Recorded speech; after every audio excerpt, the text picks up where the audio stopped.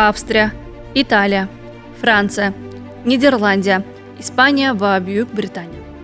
Kuzatuv kengashi raisi Bekzod Mamatqulov rahbarligidagi BNB Holding delegatsiyasi Yevroturne 2025 tashriflaridan ko'zlangan asosiy maqsad nimalardan iborat edi?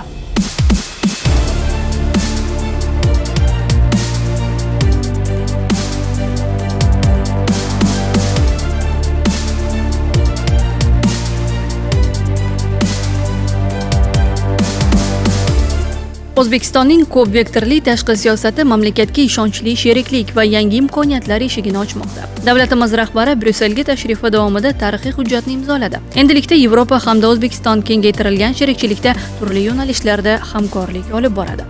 Mamlakatimizning ishbilarmon doiralari uchun esa aynan yevropalik biznes hamjamiyati vakillari bilan hamkorlikni o'rnatish uchun yangi imkoniyatlar eshigi ochiladi.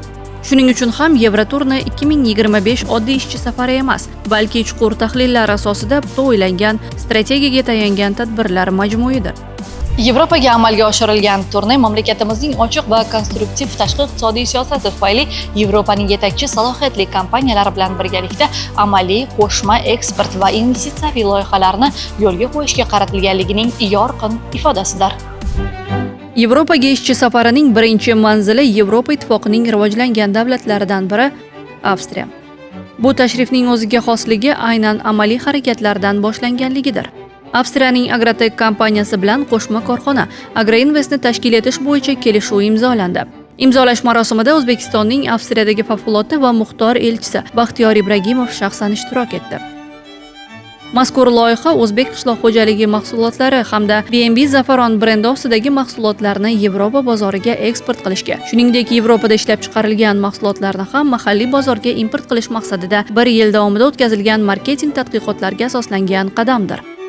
O'z navbatida yaqin istiqbolda Agroinvest Avstriya O'zbekiston qo'shma korxonasi ikki davlat o'rtasidagi savdo ayirboshlashini kengaytirishdagi hab sifatida o'z munosib o'rnini egallaydi. Baxtiyor Ibragimov ushbu loyiha ikki davlat o'rtasidagi savdo-iqtisodiy aloqalarni kengayib borishiga munosib hissa qo'shishini ta'kidlab o'tdi.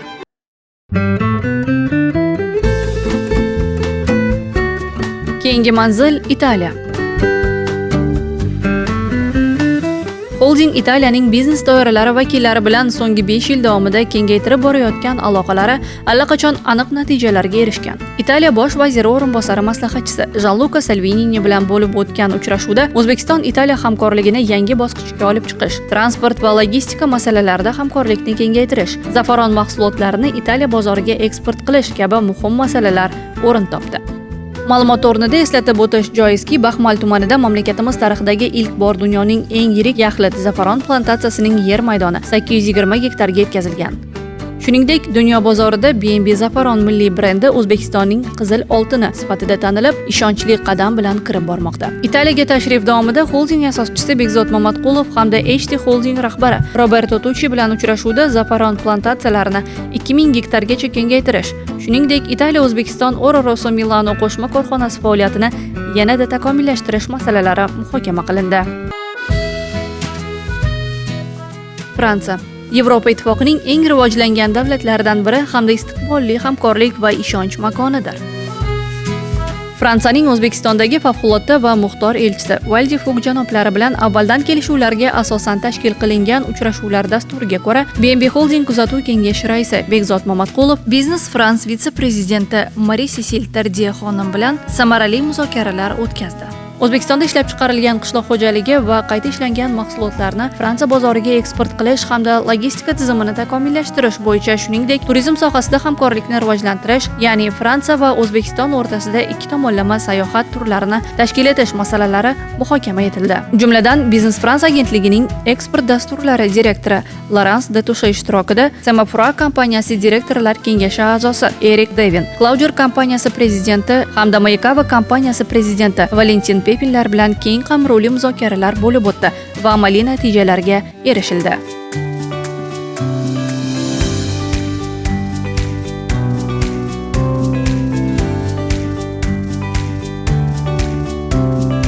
Yevroturne 2025 doirasida Niderlandiya, ya'ni bog'dorchilik va innovatsiya kesimida dunyoning yetakchisi hisoblangan mamlakatiga ham alohida yondashuvlar asosida, ya'ni amaliy natijani ko'zlagan holda muzokaralar olib borildi.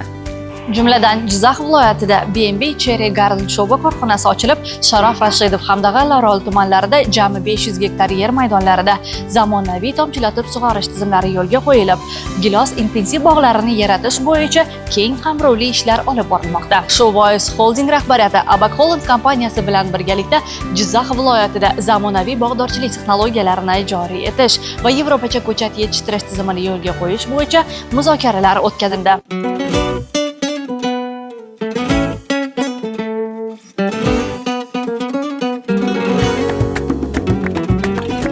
Yevroturnening navbatdagi nuqtasi Ispaniya. Sport va gastronomiyaning vatanidir. O'zbekistonning Ispaniyadagi favqulodda va muxtor elchisi Farruh Tursunov bilan ikki davlat o'rtasidagi iqtisodiy hamkorlik oshib borayotgani va bu borada Ispaniya va O'zbekiston tadbirkorlari uchun strategik ahamiyatga ega bo'lgan hamkorlik yo'nalishlari batafsil muhokama qilindi. Shuningdek, Madrid shahrida Altaun futbol klubi prezidenti Said Al-Rashudi bilan muzokaralarda sport biznesini yuritishda hamkorlikni o'rnatish hamda Santa Marina restoranlar tarmog'i rahbari janob Toni bilan birgalikda turizm va gastronomiya sohalarida yangi loyihalar muhokama qilindi. Muzokara markazida ushbu restoran tarmoqlari uchun zafaron ziravor mahsulotlarini yetkazib berish masalalari munosib o'rin topdi va tegishli kelishuvlarga erishildi. B&B Holding rahbariyatining Ispaniyadagi xizmat safari doirasida Gardama Inti Group prezidenti Hashim Guma janoblari bilan uchrashuv bo'lib o'tdi. Suhbat chog'ida Qatar davlatidan investitsiyalarni jalb etish hamda O'zbekistonda qo'shma loyihalarni amalga oshirish masalalari muhokama qilindi.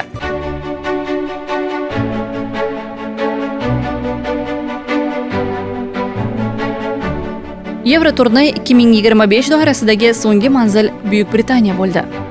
29 oktyabr kuni Londonda Bekzod Mamatqulov va O'zbekistonning Buyuk Britaniyadagi elchisi Ravshan Usmonov uchrashuv o'tkazdilar. Shu kuni elchixona ko'magida Britaniya o'nlab ishbilarmon doiralari vakillari ishtirokida biznes forum bo'lib o'tdi. Bundan tashqari Buyuk Britaniyadagi Kongo Savdo-sanoat palatasi raisi Adrian Mizuma, Wales Bangladesh Savdo-sanoat palatasi raisi Imtiyoz Husayn, Kuba elchixonasining savdo va iqtisodiy masalalar bo'yicha birinchi kotibi Soyma Mendes Lazolar bilan bo'lib o'tgan uchrashuvda xalqaro moliya institutlari orqali investitsiyalar jalb etish va yangi loyihalarni amalga oshirish istiqbollari ko'rib chiqildi. Shuningdek, Joe Energy Agro Commodities tijorat direktori Ram Gautam, Fresh Produce Industry kompaniyasi prezidenti maslahatchisi Talha Ahmad, Furcon prezidenti Rob Dukas, Reignified UK and ROI kompaniyasi PR bo'limi rahbari John Gregson, London International Business Development prezidenti Bablu Karzik, Montgomery Events kompaniyasi xalqaro tijorat direktori James Murray, French for You Produce Limited kompaniyasi tijorat direktori Hatim Raja kabi yetakchi biznes vakillari bilan B2B formatida uchrashuvlar o'tkazilib, yangi yetishtirilgan va qayta ishlangan qishloq xo'jaligi hamda B&B Zafaron brendi ostidagi mahsulotlar eksporti va distributsiyasi yuzasidan kelishuvlarga